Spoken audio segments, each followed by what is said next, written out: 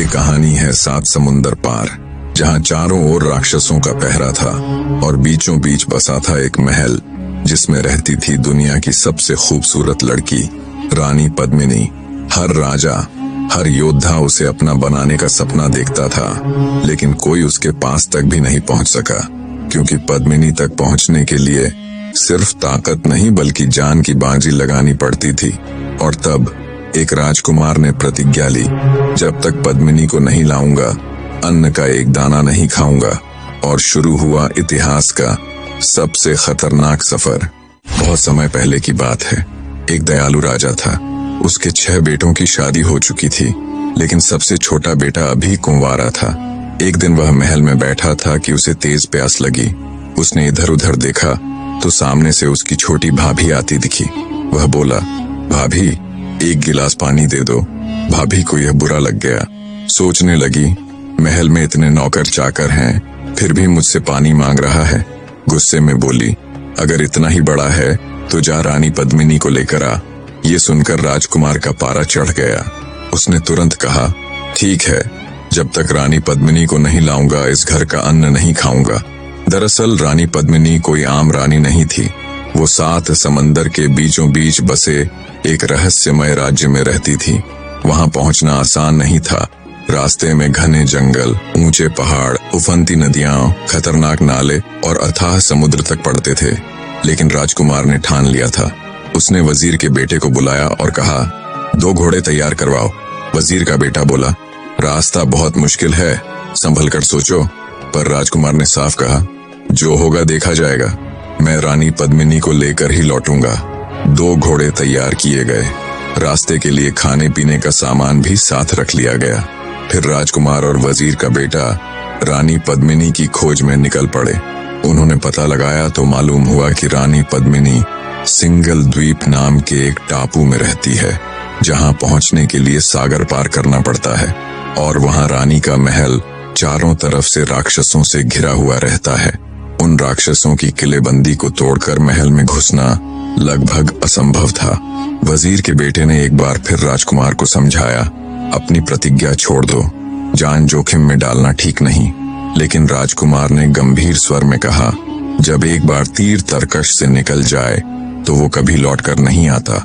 मैं अपने वचन को हर हाल में निभाऊंगा। वजीर का बेटा चुप रह गया।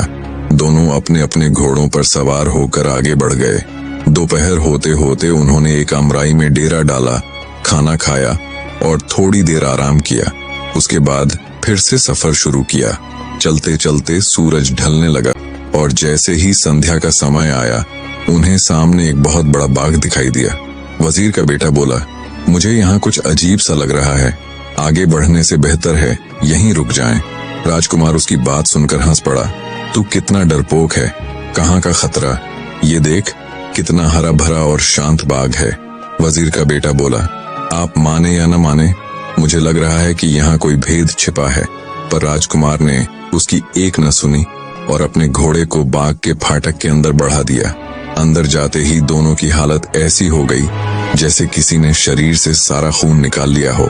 काटो तो खून नहीं, वातावरण एकदम बदल चुका था। कुछ तो गलत था। वजीर के लड़के ने कहा, मैंने पहले ही कहा था कि यहाँ रुकना ठीक नहीं, अब देख लिया ना नतीजा। राजकुमार बोला, अब ये सब छोड़ो, ये सोचो कि करें क्या। वजीर का बेटा बोला, एक ही रास्ता है, घोड़ों को इन पेड़ों से बांध दो और किसी ऊंचे पेड़ पर चढ़कर बैठ जाते हैं, देखते हैं आगे क्या होता है। दोनों ने वैसा ही किया। घोड़े पेड़ों से बांधकर वे एक ऊंचे पेड़ पर चढ़ गए और चुपचाप बैठ गए। धीरे धीरे अंधेरा फैल गया और पूरा बाग सन्नाटे में डूब गया। राजकुमार को नींद सी आने लगी थी। तभी उन्होंने देखा कि आकाश से कोई आकृति हवा में उड़ती हुई उनकी ओर आ रही है। दोनों उसे देखकर सन्न रह गए। वो आकृति धीरे धीरे नीचे उतरी और जैसे ही उसका चेहरा दिखाई दिया, उनकी रूह कांप उठी। वो एक परी थी। उसके हाथों में पानी से भरे 2 बर्तन थे। उसने उन्हें जमीन पर रखा और बाग में छिड़काव करने लगी। वो पानी नहीं, गुलाब जल था। उसकी खुशबू से पूरा बाग महक उठा। अब तो राजकुमार और वजीर का लड़का पूरी तरह जाग गए। सवाल अब ये था कि ये परियां और क्या करने वाली थीं। हवा में उड़ती हुई एक परी आ रही थी। में कुछ और परियां भी प्रकट हुईं। उनके हाथों में कीमती कालीन थे। देखते ही देखते उन्होंने वो कालीन जमीन पर बिछा दिए और जाने क्या किया कि पूरा मैदान रोशनी से जगमगा उठा। अब तो राजकुमार और वजीर के लड़के के प्राण जैसे मुंह को आ गए। इतनी रोशनी में तो कोई भी उन्हें देख सकता था। जगमगाहट के बीच उन्हें एक और अजीब दृश्य दिखाई दिया। एक दिशा से दूध जैसे सफेद फव्वारे फूटने लगे और उनकी चमक से सारा बाग नहा गया। तभी आसमान से कुछ परियां और उतरी। उनके हाथों में था एक रत्न जड़ित सिंहासन। उन्होंने वह सिंहासन एक बहुत ही कीमती कालीन पर रखा। फिर सारी परियां एक सीधी पंक्ति में खड़ी हो गईं, जैसे किसी का स्वागत करने वाली हों। राजकुमार ने अपनी आंखें मली। क्या मैं सपना देख रहा हूँ? वजीर का लड़का अंदर ही अंदर खुद को कोस रहा था। मैंने क्यों नहीं राजकुमार की बात मानी? पर अब क्या किया जा सकता था? अचानक आसमान में एक गड़गड़ाहट हुई। दोनों ने ऊपर देखा तो एक उड़न खटोला धीरे धीरे उनकी ओर आ रहा था। वजीर के लड़के ने होठों पर उंगली रखकर राजकुमार को चुपचाप रहने का इशारा किया। उड़न खटोला जमीन पर उतरा और जैसे ही उसके द्वार खुले, उसमें से एक सजी संवरी परी बाहर निकली। उसके वस्त्र रेशमी थे, बालों में मोतियों की मालाएं झलक रही थीं। उसके चेहरे पर तेज और चाल में गरिमा थी। वो परियों की मुखिया थी। उसे देखते ही सारी परियां झुककर उसका अभिवादन करने लगीं और बड़े आदर भाव से उसे सिंहासन पर बैठा दिया। थोड़ी देर तक शाही खामोशी छाई रही। फिर मुखिया परी ने ताली बजाई। एक और परी धीरे से आगे बढ़कर उसके सामने खड़ी हो गई। मुखिया ने शांत स्वर में कहा, जाओ और उसे लेकर आओ जिसे बुलाने का आदेश है। परी ने सिर झुकाकर कहा, आज्ञा, और चल पड़ी उसी दिशा में जहां एक ऊंचे पेड़ पर राजकुमार और वजीर का लड़का छिपे बैठे थे। उन्हें समझ ही नहीं आया कि यह सब उनके साथ हो क्या रहा है। हमारे भाग्य में क्या लिखा था? दोनों मन ही मन सोचने लगे। परी पेड़ के नीचे पहुंची, राजकुमार की ओर इशारा किया और कहा, नीचे उतरिए, हमारी राजकुमारी ने आपको याद किया है। राजकुमार थोड़े संकोच में पड़ गया। उसकी हिचकिचाहट देखकर परी ने फिर कहा, जल्दी उतरिए, हमारी राजकुमारी आपकी राह देख रही है। अब राजकुमार के पास कोई चारा नहीं था। वह पेड़ से नीचे उतरा और परी के साथ चल पड़ा। वे दोनों राजकुमारी के पास पहुंचे। राजकुमारी रत्न जड़ित सिंहासन पर बैठी थी। उसने मुस्कुराकर कहा, आओ यहाँ बैठ जाओ। राजकुमार ने उसकी बात सुनी, पर उसकी हिम्मत नहीं हुई कि वो उस सिंहासन पर बैठे। थोड़ी देर चुप रहने के बाद राजकुमारी ने पूछा, तुम कौन हो?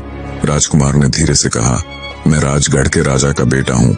राजकुमारी मुस्कुराई और बोली, तो तुम एक राजकुमार हो। राजकुमार अब भी चुपचाप खड़ा रहा।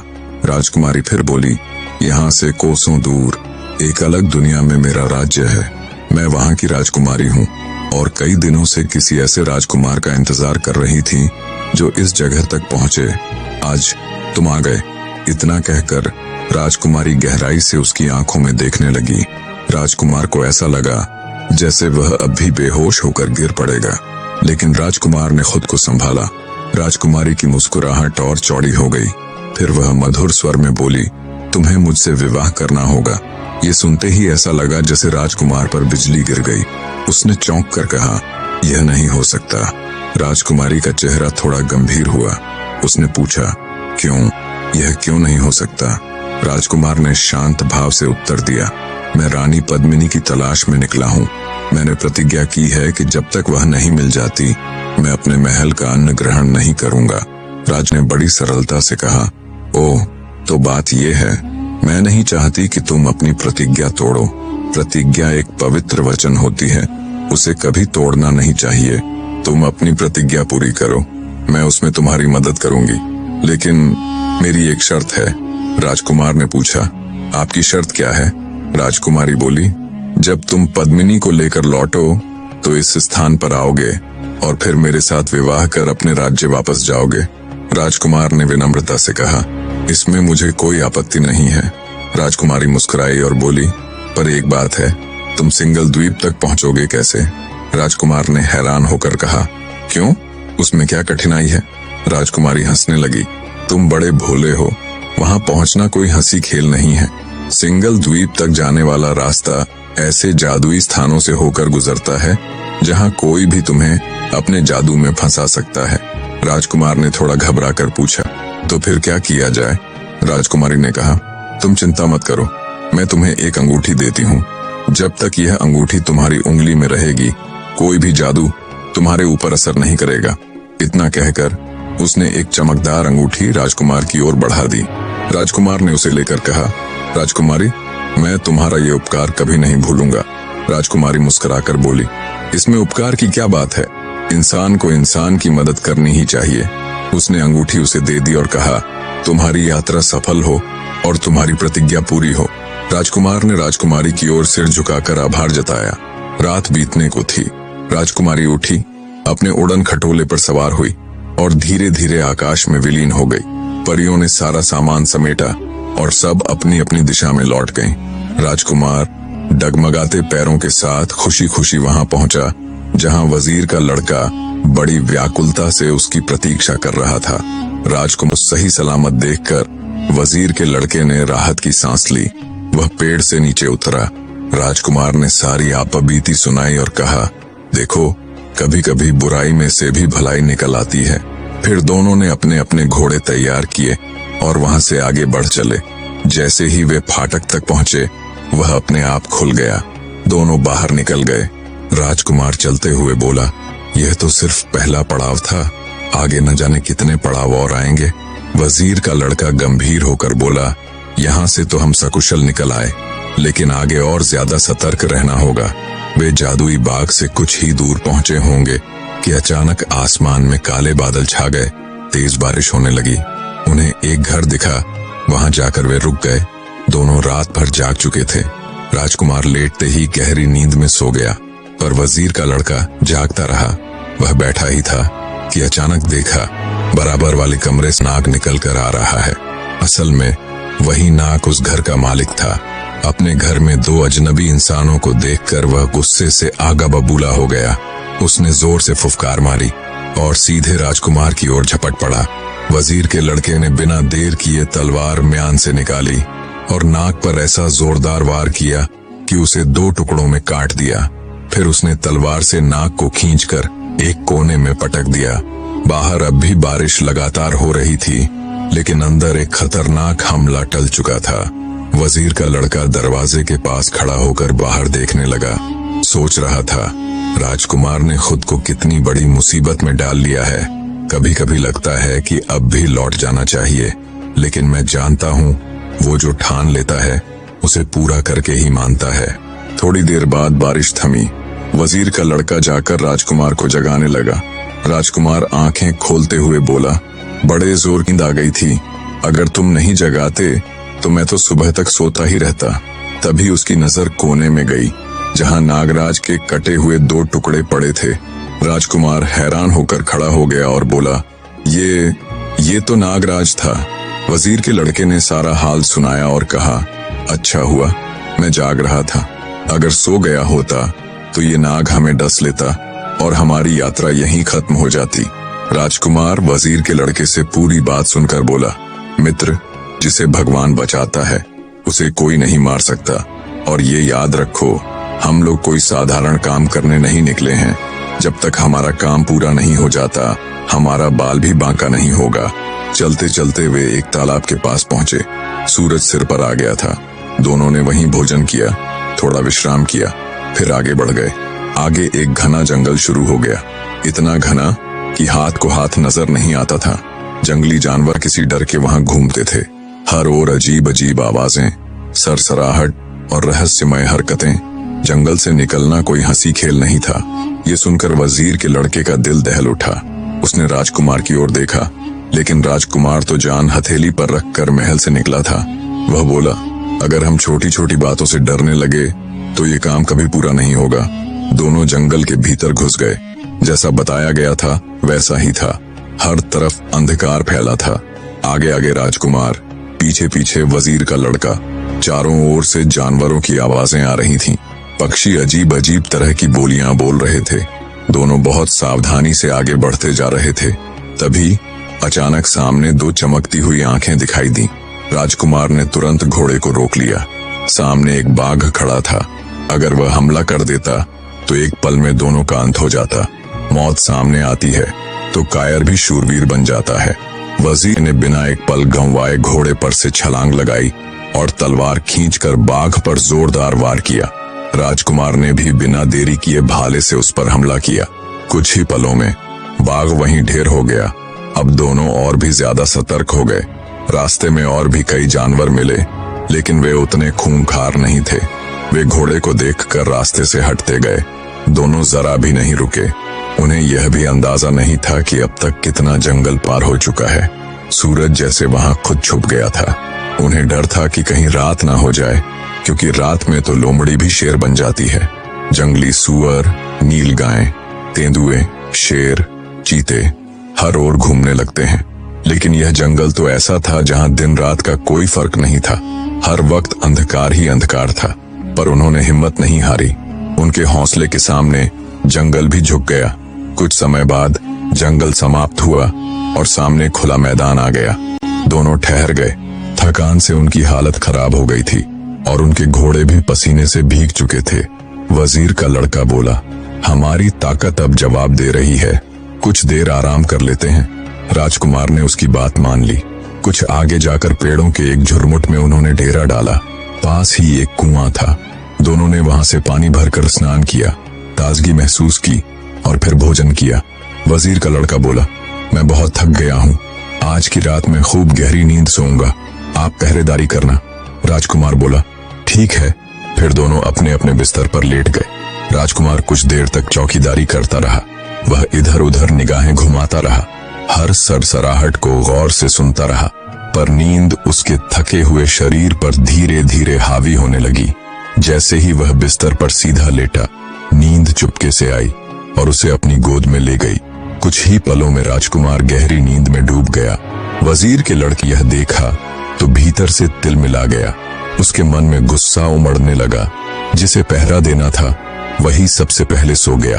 पर वह कर भी क्या सकता था? राजकुमार राजा का पुत्र था और वह उसका सेवक। राजकुमार की रक्षा करना ही उसका धर्म था और इसी धर्म के लिए वह इस यात्रा में साथ आया था। जैसे तैसे रात बीती, सवेरा हुआ।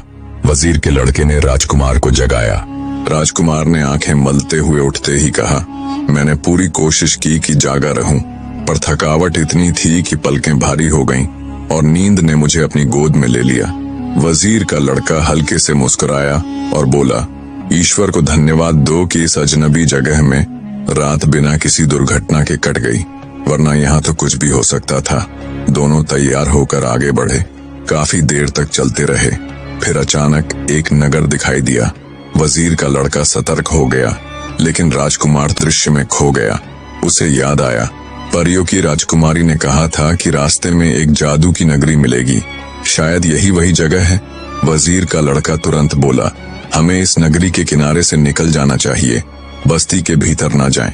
राजकुमार मुस्कुराया, इतने दिनों से हम जंगलों और मैदानों में भटक रहे हैं और अब जब एक सुंदर नगर मिला है तो तुम कह रहे हो इससे बचकर निकल चलें। नहीं मित्र, ये तो नहीं होगा। राजकुमार की जिद के आगे वजीर का लड़का चुप हो गया। दोनों ने नगर में प्रवेश किया। नगरी की सुंदरता ने राजकुमार को मोह लिया। वह बोला, ऐसे महल, ऐसे बाग बगीचे, ऐसे घर कहाँ देखने को मिलते हैं? तुम मुझे इस दृश्य से वंचित करना चाहते थे। दोनों घोड़ों पर सवार नगर के भीतर बढ़ते गए। थोड़ी दूर पर एक बागीचा मिला, गुलमोहर और फूलों की लताओं से सजा हुआ। राजकुमार उस सुंदरता से आकर्षित होकर घोड़े से उतरा और बगीचे की शोभा निहारने लगा। तभी सामने के एक घर से एक बूढ़ी औरत दौड़ती हुई आई और अचानक राजकुमार से लिपट गई। फूट फूट कर रोती हुई बोली, मेरे बेटे, तू कहाँ चला गया था? मैं तुझे कब से खोज रही थी। राजकुमार चौंक गया। ये क्या हो रहा है? कौन है ये? वह बार बार खुद को छुड़ाने की कोशिश करता रहा, लेकिन वो औरत इतनी जोर से उसे जकड़े थी कि राजकुमार चाहकर भी खुद को छुड़ा नहीं पाया। राजकुमार को उस बूढ़ी औरत पर बहुत दया आ गई। उसने कोमल स्वर में पूछा, तुम मुझसे क्या चाहती हो? बूढ़ी औरत ने आंसू पोंछते हुए कहा, बस थोड़ी देर के लिए मेरे घर चलो बेटा, तेरे बिना ये घर बहुत सूना लगता है। इतना कहकर उसने राजकुमार का हाथ पकड़ लिया। राजकुमार ने अपना पीछा छुड़ाने के लिए बेमन से ही सही उसके साथ घर जाने को हाँ कर दी। वजीर के लड़के ने उसे रोका। नहीं राजकुमार, मत जाओ, ये जगह भरोसे लायक नहीं लगती। पर राजकुमार नहीं माना। वह बोला, तुम यहीं रुको, मैं थोड़ी ही देर में वापस आता हूँ। इतना कहकर वह बूढ़ी औरत के साथ अंदर चला गया। सामने के घर का दरवाजा खुला हुआ था। वो दोनों उसमें दाखिल हो गए। थोड़ी देर बाद दरवाजा धीरे से बंद हो गया। वजीर का लड़का चिंतित हो उठा। उसने जाकर दरवाजे पर कई बार दस्तक दी। राजकुमार को आवाज लगाई, पर भीतर से कोई जवाब नहीं आया। वह मन ही मन बड़बड़ाया, एक नई मुसीबत गले पड़ गई है, अब क्या होगा। उसने फिर दरवाजा खटखटाया, राजकुमार को पुकारा, पर कोई उत्तर नहीं मिला। थककर वह बाहर की सीढ़ी पर बैठ गया और राजकुमार के लौटने का इंतजार करने लगा। घंटों बीत गए। वो नहीं जानता था कि अंदर क्या हो चुका था। अंदर वो बूढ़ी औरत कोई साधारण औरत नहीं थी, वो एक जादूगरनी थी। जैसे ही उसने राजकुमार का हाथ पकड़ा, उसने तुरंत उसकी उंगली से वो जादुई अंगूठी निकाल ली। राजकुमारी ने उसे बचाव के लिए दिया था। अब राजकुमार उसकी पकड़ में था। घर के भीतर आते ही जादूगरनी ने अपना असली रूप प्रकट किया और राजकुमार को एक मक्खी में बदल दिया। वो मक्खी उड़कर सामने की दीवार पर जाकर बैठ गई। अब वही जादूगरनी धीरे धीरे एक सुंदर युवती के रूप में बदल गई। उसका चेहरा चमक उठा, बाल खुल गए, रूप मोहक हो गया। राजकुमार को फिर से उसके असली रूप में ला दिया गया। वह हैरान था, डर के मारे चुप। जादूगरनी हंसते हुए बोली, बहुत दिनों बाद कोई ऐसा राजकुमार मिला है, सिर्फ देखने में नहीं, किस्मत से भी खास। राजकुमार अचकचाकर इधर उधर देखने लगा। कहाँ गई वो बूढ़ी औरत जो मुझे लिवा लाई थी, और ये युवती कौन है? उसकी समझ में कुछ नहीं आ रहा था। वह एक बार युवती को देखता तो दूसरी बार कमरे की चारों ओर नजरें घुमाता। राजकुमार की घबराई हुई हालत देखकर वो जादूगरनी जोर से हंस पड़ी। घबराते क्यों हो? मैं तुम्हारा कुछ भी नुकसान नहीं करूंगी, बस मेरे साथ थोड़ी देर चौपड़ खेलो। राजकुमार ने दुखी स्वर में कहा, मैं यहाँ रुक नहीं सकता। युवती ने पूछा, क्यों? राजकुमार ने उसे सारी सच्चाई बता दी। वह बोला, मुझे जल्द से जल्द सिंगल द्वीप पहुंचकर रानी पद्मिनी से मिलना है। युवती ने उसकी ओर मुस्कुराकर देखा और कहा, ठीक है, लेकिन वहां पहुंचोगे कैसे? राजकुमार को रानी पद्मिनी के चारों ओर की जादुई बंदी की बात पहले ही सुनने को मिल चुकी थी। फिर भी वह अनजान बनते हुए बोला, क्यों? वहां पहुंचने में क्या दिक्कत है? युवती गंभीर होकर बोली, पहली बात, तुम सिंगल द्वीप तक पहुंच ही नहीं पाओगे, और अगर पहुंच भी गए तो रानी पद्मिनी से मिल नहीं सकोगे। राजकुमार ने दृढ़ता से कहा, मुझे हर हाल में अपनी प्रतिज्ञा पूरी करनी है। अगर वो पूरी नहीं हुई तो मैं प्राण त्याग दूंगा। युवती का चेहरा करुणा से भर गया। वह बोली, नहीं, उसकी नौबत नहीं आने दूंगी। मैं तुम्हें एक डिब्बी में 2 बाल देती हूँ, एक काला, सफेद। जब काले बाल को जलाओगे तो पिशाचों की फौज आएगी। जब सफेद बाल को जलाओगे तो देवताओं की सहायता मिलेगी। वे तुम्हारी हर तरह से मदद करेंगे। जो भी कहोगे वही करेंगे। राजकुमार भावुक हो गया। वह युवती को धन्यवाद देना चाहता था, पर उसके मुंह से कोई शब्द नहीं निकला। वह बस चुपचाप खड़ा रहा। युवती ने गंभीर होकर पूछा, जब तुम पद्मिनी को लेकर लौटोगे तो क्या मुझे भी अपने साथ ले जाओगे? राजकुमार ने बड़ी सहजता से कहा, तुम्हारी यह शर्त मुझे मंजूर है। युवती मुस्कुराई, मैं जानती हूँ तुम्हारे भीतर कितनी आग धधक रही है, मैं तुम्हें रोकूंगी नहीं। बीच में ही राजकुमार ने कहा, मेरा मित्र बाहर बहुत बेचैन हो रहा होगा, अब तुम मुझे जाने दो। युवती ने शरारत भरे स्वर में कहा, मैं तुम्हें इस घर में ज्यादा दिन नहीं रखूंगी, बस आज की रात, सिर्फ आज की रात मेरे साथ चौपड़ खेल लो। राजकुमार मान गया। दोनों ने पूरी रात चौपड़ खेला। राजकुमार ने बार बार उसे हराया, लेकिन युवती ना नहीं हुई, बल्कि उसे अंदाजा हुआ कि इस राजकुमार की बुद्धि कितनी प्रखर है। सवेरा होने से पहले युवती ने एक डिब्बी में 2 बाल दिए, एक काला, एक सफेद, और उसकी अंगूठी भी लौटा दी। वह बोली, जाओ, रास्ता कठिन है लेकिन सफलता तुम्हारी प्रतीक्षा कर रही है। उसने बड़े प्यार से राजकुमार को विदा किया और दरवाजा खोल दिया। बाहर वजीर का लड़का अब तक परेशान बैठा था। उसे लग रहा था अब तो राजकुमार इस घर में फंस गया, शायद कभी बाहर ना आ पाए। तभी दरवाजा खुला। राजकुमार बाहर आता दिखाई पड़ा। वजीर का लड़का अपनी आंखों पर विश्वास नहीं कर पाया। उसका दिल भर आया। वह दौड़कर राजकुमार से लिपट गया और बच्चों की तरह फूट फूट कर रो पड़ा। मित्र, वह बोला, घबराने की जरूरत नहीं है, जो होता है अच्छे के लिए होता है। इसके बाद उसने जादूगरनी की पूरी कहानी उसे कह सुनाई और बोला, मैं तो मानता हूँ कि अगर आदमी का इरादा मजबूत हो तो रास्ते में चाहे जितनी भी रुकावटें आएं, कामयाबी आखिरकार उसे मिलती ही है। वजीर के लड़के ने सिर हिलाते हुए कहा, आप सही कह रहे हैं, बिना साधना के सिद्धि नहीं मिलती। इसके बाद उन्होंने फिर से आगे का रास्ता पकड़ा। नगरी से निकलने के बाद अब वे खुले मैदानों में आ गए थे। इधर उधर खेतों में फसलें लहलहा रही थीं। लोग अपने अपने काम में व्यस्त थे। चारों ओर हरियाली फैली थी। खेत, खलिहान, बाग बगीचे, नाले और छोटी नदियां। राजकुमार और वजीर का लड़का निडर होकर आगे बढ़ते गए। रात होने से पहले उन्हें एक शांत सा आश्रम दिखाई दिया। आश्रम के बाहर एक साधु बाबा बैठे थे। सर पर जटाएं, लंबी सफेद दाढ़ी, घनी मूंछें और तेज से भरा हुआ चेहरा। राजकुमार का मन हुआ कि वो रात यहीं ठहर जाए। उसने वजीर के लड़के से सलाह की, वह भी मान गया। राजकुमार साधु के पास गया और बोला, हम मुसाफिर हैं, बहुत दूर से आए हैं। यदि आप अनुमति दें तो हम रात यहीं विश्राम कर लें, सुबह होते ही चले जाएंगे। साधु मुस्कुराए और बोले, ये तो आश्रम है बेटा, यहाँ कोई भी रुक सकता है। तुम आराम से ठहरो और जब तक चाहो हमारे साथ रहो। राजकुमार को यह सुनकर बहुत संतोष हुआ। दोनों ने अपने घोड़े एक ओर बांध दिए और आश्रम के एक कमरे में बिस्तर लगा लिया। रात्रि भोजन के बाद वे जैसे ही बैठे, साधु बाबा भी वहीं आकर बैठ गए।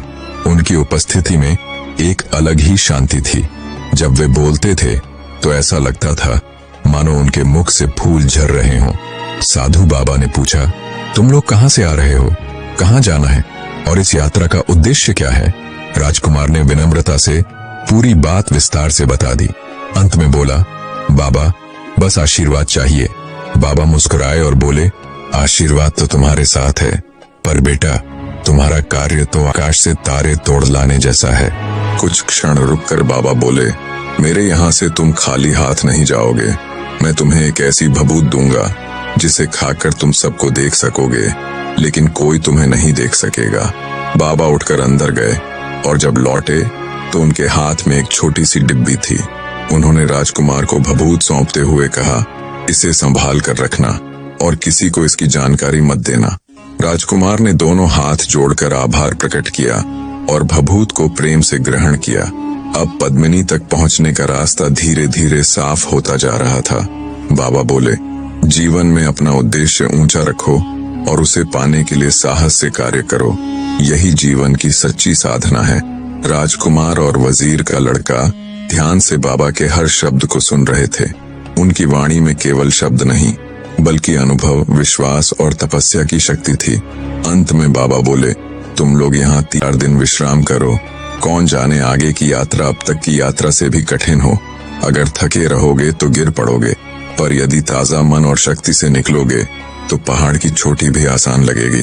राजकुमार को जल्दबाजी थी, वो ठहरने के पक्ष में नहीं था, लेकिन वजीर के बेटे ने बाबा की बात मान ली। राजकुमार ने समझने पर सहमति जताई। वे 4 दिन आश्रम में रुके। इन दिनों में बाबा उनके मार्गदर्शक की तरह साथ रहे। उनके पास अनुभवों का अनंत भंडार था, जिसका लाभ वे निरंतर राजकुमार और वजीर के लड़के को देते रहे। अंत में बाबा ने जोर देकर कहा, अपने किए पर कभी अभिमान मत करना और अपने मार्ग पर अडिग रहना। उन 4 दिनों में उन्हें इतना कुछ सीखने और समझने को मिला कि दोनों स्वयं को कृतज्ञ महसूस करने लगे। अब उन्हें अपने उद्देश्य की सफलता पर कोई संदेह नहीं था। बहुत तड़के वे आश्रम से रवाना हो गए। अभी मंजिल दूर थी। वे बिना रुके आगे बढ़ते गए। सूरज सिर पर आ गया। चारों ओर हलचल थी। हवा बह रही थी। पक्षी मस्ती से उड़ रहे थे। पेड़ हिल रहे थे और आकाश सुनहरा था। राजकुमार ने प्रकृति को देखकर मुस्कुराते हुए कहा, देखो सब कुछ कितना गतिशील है। सूर्य कभी थमता नहीं, पवन रुकती नहीं, पक्षियों का कलरव चलता ही रहता है। इन्हीं से हमें सीख लेनी चाहिए। वजीर का लड़का बोला, धरती भी कभी नहीं रुकती, हर पल घूमती रहती है। अगर एक पल को भी रुक जाए तो सृष्टि में हाहाकार मच जाए। राजकुमार ने प्रसन्न मुद्रा में कहा, तुमने ठीक कहा मित्र। फिर वो चुप हो गया और चारों ओर फैले अनंत दृश्य में खो गया। उसका घोड़ा भी उसके मन के भाव समझता हुआ प्रतीत हो रहा था। उसकी चाल तेज होती जा रही थी। दिन ढलने लगा, अंधकार अपनी चादर फैलाने लगा। वे चलते रहे जब तक एक घने वृक्ष के नीचे रुकने का स्थान नहीं मिला। वे वहां रुक गए रात बिताने के लिए। वजीर का लड़का जल्दी ही सो गया, लेकिन राजकुमार की आंखों में नींद नहीं थी। उसका मन विचारों से भर गया था। तभी अचानक वो सुनता है पास के पेड़ों में तोते और मैना कुछ बात कर रहे हैं। राजकुमार पक्षियों की भाषा जानता था। वह ध्यान लगाकर सुनने लगा। तोता बोला, मैना कुछ कहो, रात कट रही है। मैना बोली, बीती कहूं या पार्वती? तोता हंसकर बोला, अरे मैना, बीती तो रोज सुनते हैं, कुछ नया कहो। मैना थोड़ी देर चुप रही, फिर बोली, इस नगर के राजा की एक बेटी है, बड़ी सुंदर है, बड़ी भली है, बड़ी भोली है। तोते ने उसकी बात काटते हुए शरारत से कहा, तुम जैसी। मैना शर्मा गई, बोली, तुम्हें हर वक्त मजाक सूझता है। तोता हंसते हुए बोला, चलो अब अपनी बात पूरी करो। मैना ने गहरी सांस ली और धीमे स्वर में कहा, राजा की बेटी बहुत समय से बीमार है। दुनिया के बड़े बड़े वैद्य आकर देख चुके हैं, पर कोई भी उसे ठीक नहीं कर सका। राजा बेहद दुखी है क्योंकि वो उसकी इकलौती औलाद है। तोता चौंका, अरे ये तो बहुत चिंता की बात है। मैना ने उदास होकर कहा, राजा ने ऐलान कर दिया है, जो कोई भी उसकी बेटी को ठीक कर देगा वो उसी से बेटी का विवाह करेगा और आधा राज्य दहेज में देगा। तोते की आवाज में आश्चर्य था। क्या कोई इलाज बचा भी है अब? मैना बोली, एक ही उपाय है। अगर कोई इस पेड़ की जड़ काटकर उसे घिसकर पानी में मिलाकर राजकुमारी को पिला दे तो वो ठीक हो सकती है। पर कोई सुनता ही नहीं। इसके बाद दोनों चुप हो गए, लेकिन राजकुमार ने सब सुन लिया था। वो तुरंत उठा और चुपचाप पेड़ के नीचे से मिट्टी खोदकर थोड़ी सी जड़ ले आया। फिर वो चुपचाप अपने बिस्तर पर जाकर लेट गया। सुबह हुई, दोनों मित्र उठे। राजकुमार पूरी तैयारी के साथ महल की ओर रवाना हुआ। शहर में मुनादी हो रही थी, जो कोई भी राजकुमारी को ठीक कर देगा या उसे अपनी बेटी और आधा राज्य देगा। राजकुमार ने सीधे महल के फाटक की ओर घोड़ा बढ़ा दिया। उसने दरबार में पहुंचकर कहा, मैं राजकुमारी का इलाज करना चाहता हूँ। राजा ने गंभीर होकर कहा, बेटा, इस देश के सबसे बड़े वैद्य हार मान चुके हैं, क्या तुम कर पाओगे? राजकुमार चुप रहा। उसने कुछ नहीं कहा, बस चुपचाप पानी लिया, जड़ को घिसा और बेहोश पड़ी राजकुमारी के होंठों पर वो पानी लगाया। पानी लगते ही राजकुमारी के बदन में हरकत हुई। उसने आंखें खोली, कमरे में सन्नाटा छा गया। राजकुमार ने फिर थोड़ी सी बूंदें उसके मुंह में डाली। अब वो पूरी तरह होश में आ गई, चलने फिरने भी लगी। राजा खुशी से झूम उठा। उसने राजकुमार को गले से लगा लिया। कुछ ही देर में प्रजा ने शंखनाद कर दिया, राजकुमार जिंदाबाद। राजा बोला, अब तुम मेरी बेटी से विवाह करो और आधा राज्य स्वीकार करो। राजकुमार मुस्कुराया, फिर बोला, महाराज, पहले अपनी प्रतिज्ञा पूरी करनी है। जब मैं लौटूंगा तब आपकी बेटी का हाथ मांगूंगा। राजा ने उसकी बात मान ली। प्रजा नाराज हुई।